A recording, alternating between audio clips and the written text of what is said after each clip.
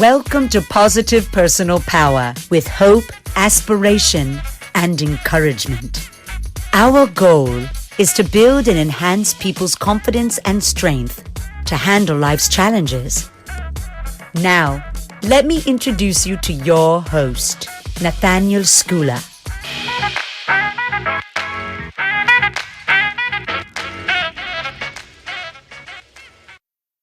Today, I am joined by Michael Tobin again and Graham Gooch. Graham Gooch, for people who don't know, was one of the most successful international batsmen of his generation. And welcome, Graham. It's a pleasure to have you on the show. I remember growing up as a kid and hearing about your exploits. Must have a good memory, that's all I can say. I don't remember much anymore. It's lovely to be on your show.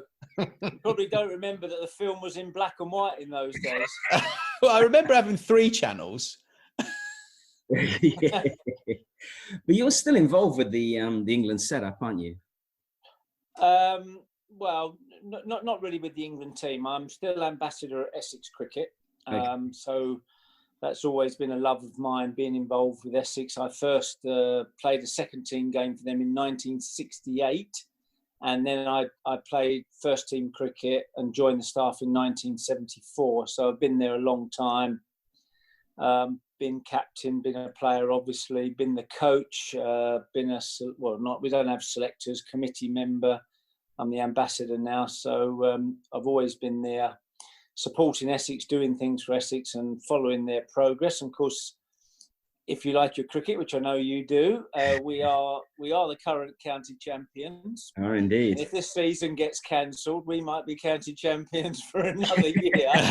So that won't be no bad thing. But they've had a bit of success lately, so that's good. And my other involvement with cricket really is, apart from going to the games as one of the Professional Cricket Association ambassadors, I'm also, for my sins, the president of the Professional Cricket Association. Okay. So I'm not really involved with England now. When I finished coaching with England maybe 5-6 years ago, my sort of involvement ceased then. I remember seeing you throwing balls at people in the nets at Lord's during the test matches back at people, and I remember you were using one of those like throwy sticky things. Well, the players call it a dog stick, but the official name is a sidearm. And you may or may not know that the story of the sidearm is that a guy, I live near Chelmsford in Essex, and there's a little village just outside, literally a couple of miles, called Writtle, and spelt Writtle.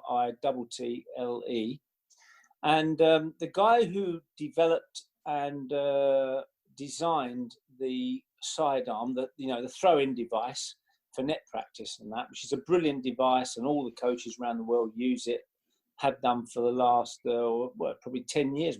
It's been on the market now.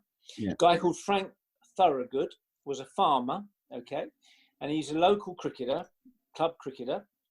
And basically, he used to take his dog out with the similar sort of device they throw the ball with for the dogs. And he thought, he thought about this, and he got a bit of a grant for developing it. And he won the Barclays Business Award for that, round about 2009, 2010. And that's how it all started. And now it is a universally used device all around the world by top-class coaches, coaching kids and all that. And really, he approached me to help promote it, way back, just about the time I started working for England. And I remember when we were on the tour to Australia, when Andrew Strauss was captain and we won 3-1, that was the first time really it was on show in international matches, and we had them, but the Aussies didn't have them because it was only just new to the scene. But it's been a great device. And you mentioned Lords. I remember as batting coach, of course, you get to throw to all the players pretty much, and they're insatiable with the number of balls they want thrown to them. And I counted up how many balls I reckon I threw over the 7-day period of a test match, okay? So you got 2 days practice before the game starts. then the 5 days of the game, mainly in the morning. So how many balls do you reckon I threw over 7 days? Well, in the mornings, I reckon probably about, can't be more than about 20 a day. So that's 100, 150, 200. Over 7 days? Yeah. It's more like 1,500. Jeez. 1,500 throws. Okay. No wonder you need one of those machines, otherwise your arm's going to be ruined. Well, the sidearm is brilliant because you can generate pace, okay, on the ball. Because when you're throwing in your own arm, I mean, obviously some people have got stronger arms than others and they can throw the ball quicker. But if you were throwing with your arm, you would not be able to do that. Because some players like the ball thrown to them. Some players like net practice in the traditional manner with bowlers. And you get a combination of the two. You still get a bit of the bowling machine, the old bowling machines. They're normally used more indoors, like winter practice or off-season practice. Mm-hmm. So out on the field, it's normally either people bowling, net bowlers, or this device. And, it's been a revolution for coaches. Wow. That's interesting. So I've got a couple of questions up here. So what is it like to be a leader of men who, in their own right, are already top of their game? Well, I think firstly, to be captain or a leader, you've got to want to do it. Okay. Now, what do I mean? How do I define want to do it? It's got to be more, I think, than just thinking, well, being captain, top of the tree, having the armband, the pips on the shoulder, getting to call the shots is nice, but you've got to want to do the job, because there's a lot of things involved with captaining a cricket team. You are the tactician, you are the counsellor for all your players, you are the motivator, you are the one who has to organise them. Obviously, maybe in the last 20 years, coaches have taken a much bigger role in how they influence the team, how they prepare the team. But generally, cricket is about leading the team, on the field. So I think it's important that you really got to want to do it. You've got to be a bit of a student of the game. You've got to be good at handling people. You've got to be a good man manager.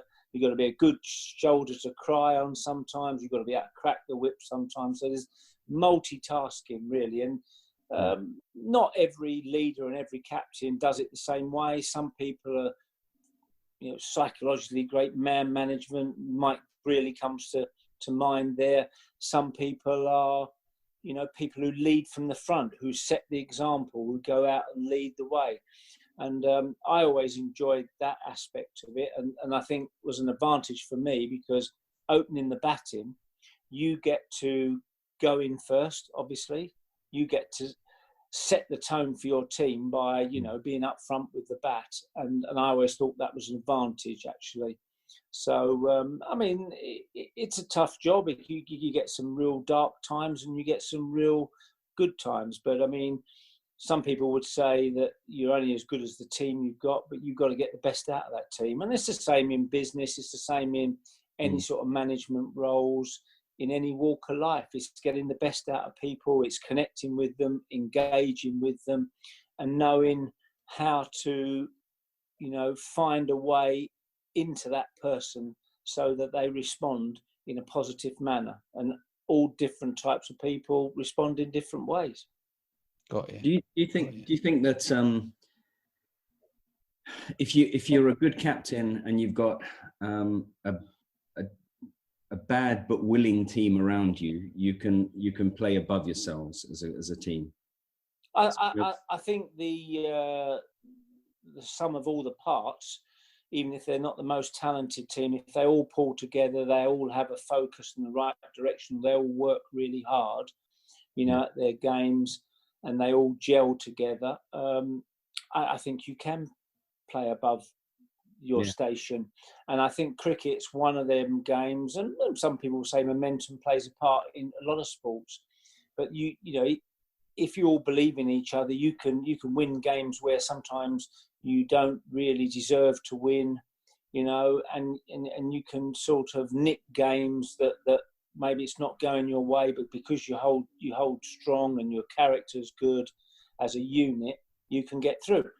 Of course, the flip side of that is that, you know, sometimes it can go the other way. You know, if you get a talented side, but they're not always pulling in the same direction, and they've got their own agendas, a lot of different individuals maybe in that team, and that can be difficult. So I think captaining a cricket team is unlike captaining possibly soccer, or rugby might be slightly different, because captain on the field probably has to call the plays, if you see what I mean, if I use an Americanism.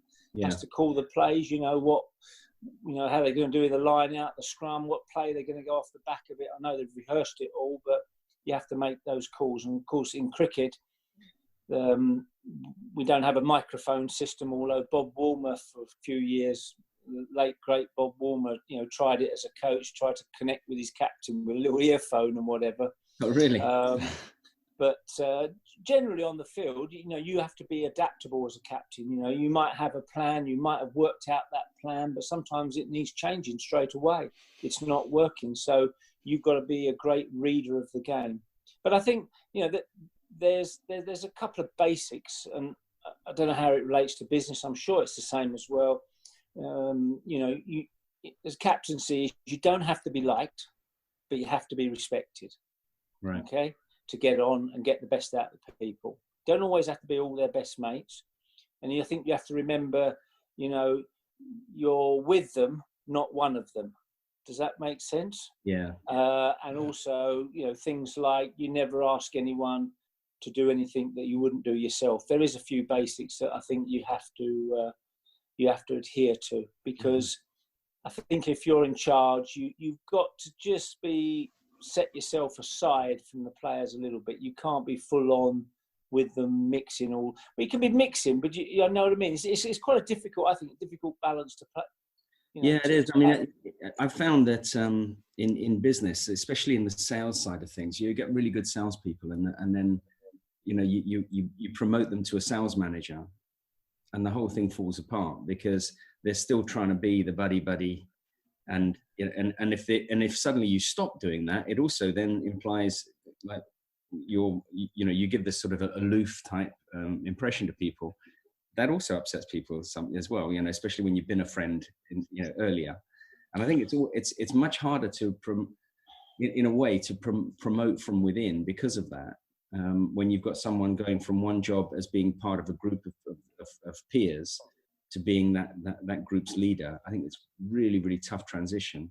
Sometimes it's actually easier to get someone from the outside in. Yeah, I mean, the analogy there in sport is that I think it's quite difficult in most sports to be part of the team and then you get promoted to be the coach or something like that. Yeah, because you're coming from the dressing room atmosphere and environment. I said the analogy is that in sport, what you were saying about being one of the boys or girls and then being promoted from within, you still try and play that role, but it's difficult because when something has to be said or done or tell someone this and that, you need to be slightly apart from them. You need to be slightly not divorced from them, but you can't just go out and do all the things that all the boys do, if you know what I mean. And the analogy is that, in sport, you often see someone who's in the team, football, rugby, cricket, it's a difficult role to be promoted to be coach straight away from within that dressing room, because suddenly you're one of the players and then you're the person who is determining their livelihoods, determining their careers, and you're better off, I think, if you want to be desire to be a coach, if you go away from that team and do something else or go work for someone else and then you come back maybe a few years later, then that's different. But that's always different. I mean, it does happen occasionally, but not very often. Yeah. So David Gower said this about you. He said, I don't have the same ability that Graham Gooch has to produce something very close to his best every time he plays, right? How did you do that? Like, did you have some sort of, I don't know, ritual or something that you did before you went on to play that enabled you to do that? Or Well, I mean, look, firstly, David Gower is one of England's greatest ever players. We played our careers in parallel, and we played together, had umpteen successes, quite a few failures, but umpteen successes down the years against West Indies and various sides. You know, he captained England in 85 when we won the Ashes, and then it didn't go quite so well for him in 89.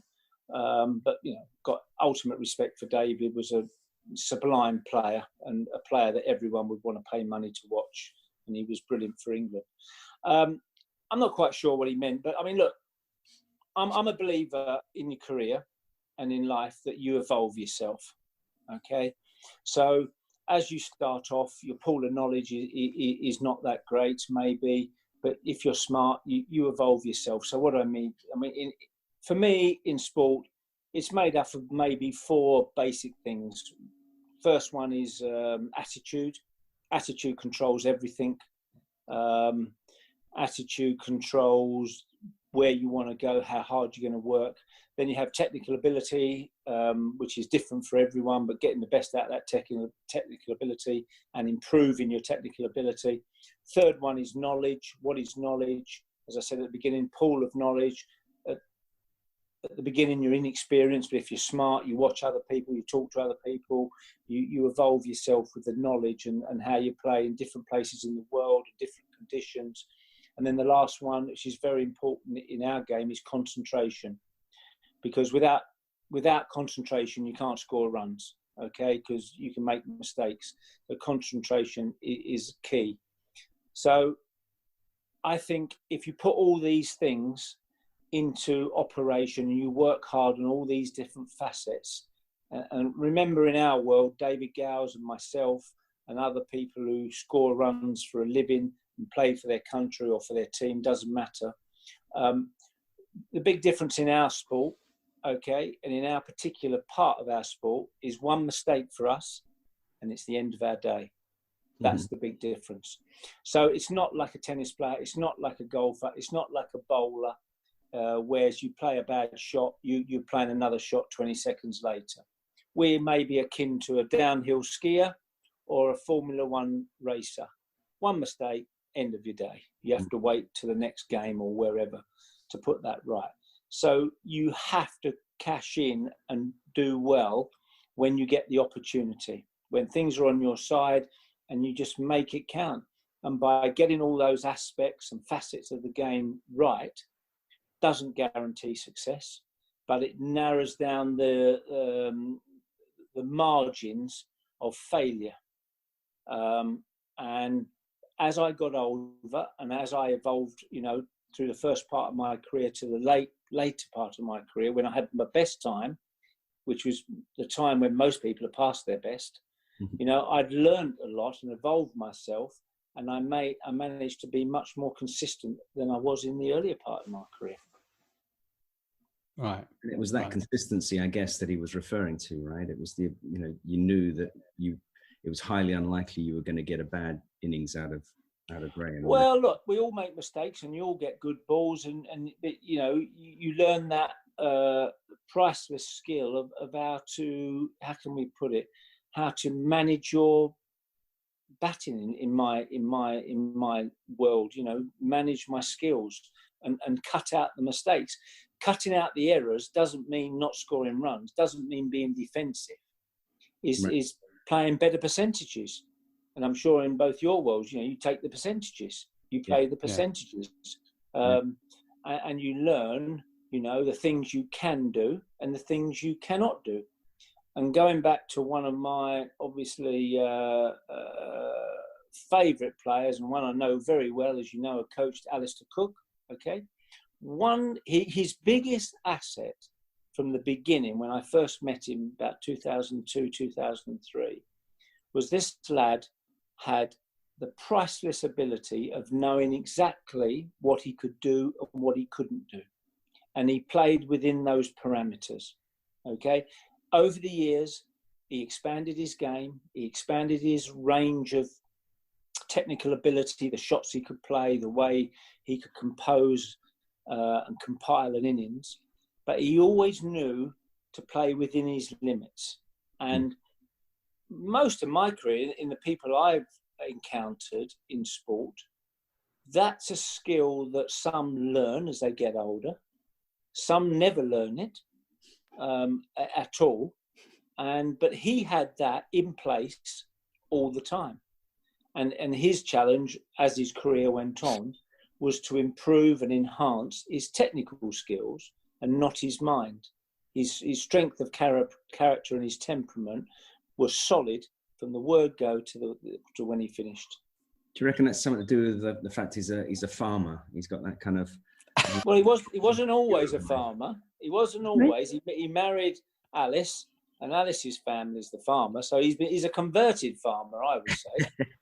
But, you know, if you asked Alistair, he would relate to when he was a choir boy at St. Paul's Cathedral, that he would say that the concentration and the discipline was sort of put into him at a very young age, because they had to be very disciplined to sing in the choir, etc., etc., etc.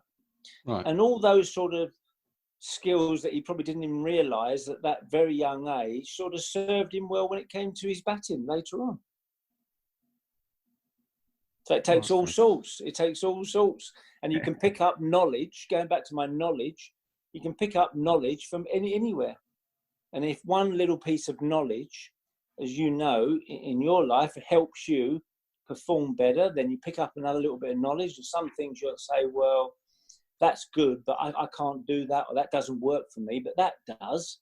And I don't know, you tell me, the smart player or smart performer, whatever walk of life, picks up the knowledge which he thinks can improve him or her, okay? And the other skill is to disregard all the other stuff you get put in front of you, okay? Yeah. It's not that it's bad information. It's not that it's not given in good faith. It just doesn't work for you. Yeah. That's interesting. Yeah. Yeah. Yeah. I like that. I like that a lot. So this is going to hurt, this question, yeah? But I think the outcome... You're not talking about West Ham, are you? No, I'm not. So how does it feel to like lose to the Australians despite you being at the top of your game? Well, it happened to me quite a lot. I played in 7 Ashes series. We won 3 and lost 4. So it's not bad. I know the hurt of losing to Australia. And of course, it didn't start great for me because I made my debut, as you know, maybe 1975 at Edgbaston against Ian Chappell's Australians. I compiled a pair, 2 noughts, and as I often say to people, it's quite convenient to have your first test score in your surname. Okay. Look, defeat, losing is part of the game, and it's never nice, and it never sits easily. But you become a little bit accustomed to it, and you just work on the basis that I don't want to make the same mistakes again. And you hope you win more games than you lose. But I mean, Australians are to be respected because they play the game hard, they play it tough, there's no quarter given, they're really motivated, and they have that winning mentality. So I think there's a lot to be respected from Australian cricket. Yeah. So what kept you going in the hard times? Good question. I had some hard years. As I said, you know, you evolve yourself, and early on when I changed from being a middle order batsman to a opening batsman about around 1978, 5 years after I'd started playing professionally, I had to remodel my technique and stuff like that. So you have to look at yourself, and I think you always have to believe, you know, in life in particular, But in sport, you've got to believe that you are good enough to do the job. You know, you are good enough. And it's interesting because when I worked as a coach with England, it was quite big for our players, for us to convince new players coming into the England side that, you know, people in the media are going to say this about you, that about you, whatever. You've got to understand that they've got a job to do. It's not personal, but they're just giving an opinion, what they see. So you've got to be bigger and stronger than that and disregard that and not be sidetracked from, outside criticism. So some players are born with belief. Ian Botham, ultimate believer in his own game, that he could turn a game and do this and that. Some have to work on it. And I think I probably fall into that category, that at the beginning, you know, and let's be fair, all of us three here, having doubts, having anxiety, having moments where you think this is going to work or not going to work, you know, is human nature, is normal human emotions. The trick is to believe that today it's going to work for me. I'm going to do well today. Okay. It's not that the thoughts are not there, but you've got to put them to the back of your mind and put the positive things to the front of your mind. You have to convince yourself. And I think that's a skill. And it's you have to accept that there's doubts there, whether it's going to be a good day today, but you have to live with those doubts and control them. It's not, you mustn't let them consume you. And I think that's the same for everyone, whether you're taking an exam, whether you got to have a confrontation with someone, you got to tell them you didn't like this or whatever, whatever. It's the same sort of thoughts go through your mind. You've got to believe you're doing the right thing and you're on the right track. Yeah. Yeah. What I did want to ask you about, which I think is really quite interesting. You went on this rebel tour, and I actually remember that when I was a kid. I remember you went on this rebel tour to South Africa, and I was like, what the hell's going on? Like, this is really dangerous, right? So what were your motivations around that? 1982. So in those days, you were contracted to tour with England. Okay. So I went to the tour finish, which in this case, in February 82, the tour to India and Sri Lanka finished. Then we had a month with no cricket before my Essex contract started. So some of us accepted a private contract to go play cricket in South Africa, which we knew wouldn't go unnoticed, because South Africa was banned from Test cricket. We didn't play Test cricket. We played as a privately organised SAB Breweries 11, but obviously they were all ex-England players who were playing. I think, look, in previous years, I played in Cape Town for Greenpoint Cricket Club. They were the first team in the Cape Town League to have a non-white player playing. So cricket was starting to look at this and make changes. And then, I was sympathetic to what the cricketers were trying to do. They were trying to keep their cricket alive, and they were trying to integrate in a very difficult system with apartheid. Obviously, no one supports apartheid. My only way of earning a living was to play cricket. Now, a businessman like Mike could go to South Africa and work, a lawyer, an accountant, a plumber, electrician. Anyone could go there and work. Lots of players were playing in South Africa individually. So I think I felt that, if others were stopped from going there, then that would be fair enough. But, we had only one way of earning a living playing cricket. So it was a commercial offer. I wasn't breaking any contracts or anything, and we didn't do anything wrong with the laws of our country. The reason we got banned was because the other country said they wouldn't tour England if they picked us. So we got embroiled in a political row. Yeah. But I've been to India. Okay, so this is not a justification. I've been to India many times, and you go into a hotel in India where there's lots of jewelers shops, as you might know, in hotels, and they have all the emeralds and rubies and that, but they also have diamonds, and you know where the diamonds come from? Will come from Kimberley and places like that. They come from De Beers, yeah. Of course they do. Yeah. So what I'm saying is that your governments would not stop trading with South Africa, okay?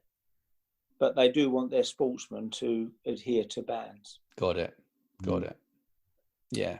So yeah, it was a commercial decision. I get that. I just thought I'd ask. It's we've got to do things to eat, right? I mean, that's at the end of the day what we've got to do: feed our families. I mean, that's what we're talking about. I mean, that was our way of earning a living, obviously. Now, people always ask me, would I make the same decision again? And it's a difficult one. I don't think about it and have sleepless nights about it. I have a clear conscience. I know the cricketers I played with and against were trying to make changes in that country. And of course, in 1992, they did make changes. Nelson Mandela came out of prison and everything changed for the better. Yeah. It was a decision I made in good faith, and I have to live with that. Yeah. Well, we often make these decisions in life. It's what life's all about, isn't it? At the end of the day, it's the way it is. I suffered a year. When I went to West Indies with England in '86, I got a lot of political backlash, really, from some of the governments in that country. Yeah, although we were accepted back into the fold, so to speak. We'd had our ban and whatever, and of course there were subsequent tours after that, which. Oh, we lost you again there. Lord. So what excites you then nowadays then about the world and cricket? What a question. The big one, right? It's a biggie, yeah. Well, West Ham United might stay up if the season don't finish. That might excite me. We haven't lost for about 8 weeks anyway, so that's good. No, look, I'm just very fortunate to have a good family. Got 3 daughters, my partner Julia. We're one of the lucky ones, still working the game of cricket a little bit, getting on a bit now. We like our walking, we like our fundraising. Did the coast to coast walk, and we do a few things we like. So I still like exercising. I'll probably, during this terrible time over these last 7 weeks with the COVID-19, I've been in the gym at home more than ever. I've lost nearly a stone in weight. Wow. Yeah, the wine stock has taken a bit of a hit in the evenings. I'm sure everyone is, because everyone's been eating in. But otherwise, yeah, I mean, look, I feel very fortunate to have been lucky to play sport for a living. I mean, playing sport for a living is not a job, it's a dream. So, and it's nice to still be involved and see people doing well and help others. So that's good. Yeah, it's okay. Yeah. So Mike was saying about this 333 not out wine. Not out wine. On. Yes. That's what he said. Like not drunk wine. I don't know what. What's going on with that? That's a good follow up with wine. 333 out wine and 333 not out wine. That'd be pretty good. Okay, so this happened about 5 years ago. A businessman in London, Nick Kent, bought a winery in the Languedoc in southwest France, near Metz, which is the Tang de Thor, which is like a big lagoon, about 40 minutes south of Montpellier. Nice area, and he's a bit of a cricket fan, and he approached me about would I be interested in getting involved with him to have a little range of wines. So we went down there, we blended some wines. It's a very nice chateau called Domaine Saint-Hilaire, 200-year-old winery. And we come up with 333, which is not the numbers, it's the words, 333 in words. And we have a Viognier, which I quite like, the white wines, one of my favourite white grapes. We have a Syrah, and then we have a Rosé, which is like a Grenache blend. So that's it, really. And it's been going for 3 or 4 years now. We sell it at Essex, some other cricket venues, and some restaurants around here and there. He's a small producer, and he has other wines as well. So in my career, as a professional cricketer, you play in Australia, great wineries down there in the Barossa Valley, the Clare Valley, the Hunter Valley, New Zealand in Otago, and I'm just trying to think where it's gone out my mind now. Where the other one, the main one, is where the Sauvignon Blanc comes from. My mind's gone blank. In New Zealand. Yeah, in New Zealand. Marlborough. And then South Africa, obviously, down in the Cape, in the wineries down there. So I've even played against Portugal in the Douro, and I've played against France as well in Paris, just outside Paris. So please tell me you won. I think we did. Yeah, A place called Chateau de Thoiry, 1991. This little ground, outside. I don't think there was any true Frenchmen playing that day, though. They were mainly expats and Asians with French passports, I think. But I think nowadays they have to all have French passports. But so cricket's an international game, and having a beer or a glass of wine in our generation was the done thing. I mean, obviously, modern sportsmen, it's a different regime now. I'm not saying they don't have a drink; they do. And I'm not saying it's frowned upon, it's not, but it's not quite that sort of social get together after the game like when we played. Now, I'm not for 1 minute suggesting that we used to get lashed every night after the game. That's not the case, but the socialising with the opposition team was sort of done thing in county cricket and in test cricket. When I played against the Australians, in the 70s and 80s, you would generally have a beer with the opposition each night of the game. Now, it was a social thing, lasted maybe an hour in the dressing rooms, and it doesn't happen nowadays. They might get together at the end of a series in international cricket. It happens a little bit in county cricket, but not much. Most players come in a tracksuit, go home in a tracksuit. But of course, one of the big downsides about this not happening, it's not the alcohol, but mixing with the opposition, your contemporaries, your opposing players. This was a great learning curve for a sportsman. Right. This was a huge learning curve. Talking to them, listening as a young player with Essex, listening to all the old players talk. If you were smart, you learned things about the game, about yourself, about what's happening in the game, and you picked up lots of information. And that goes back to that thing I said about knowledge.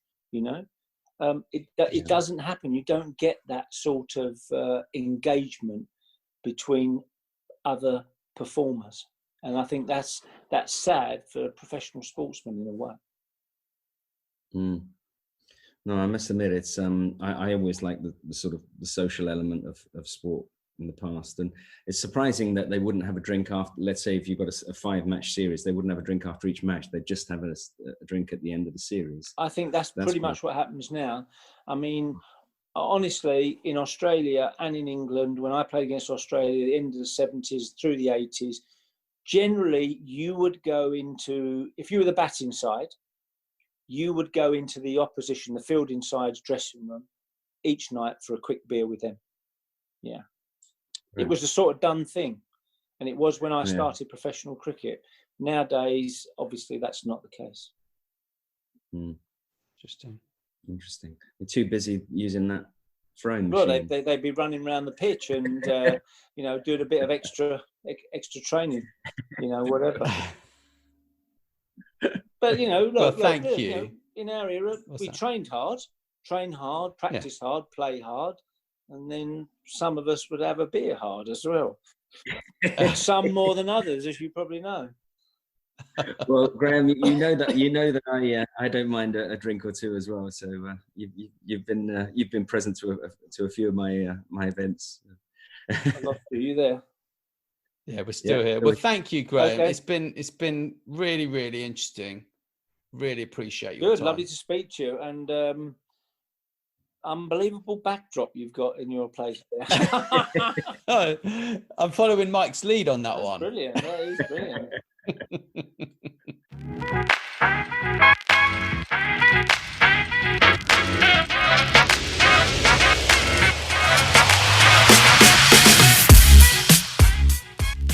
Thanks for listening to Positive Personal Power.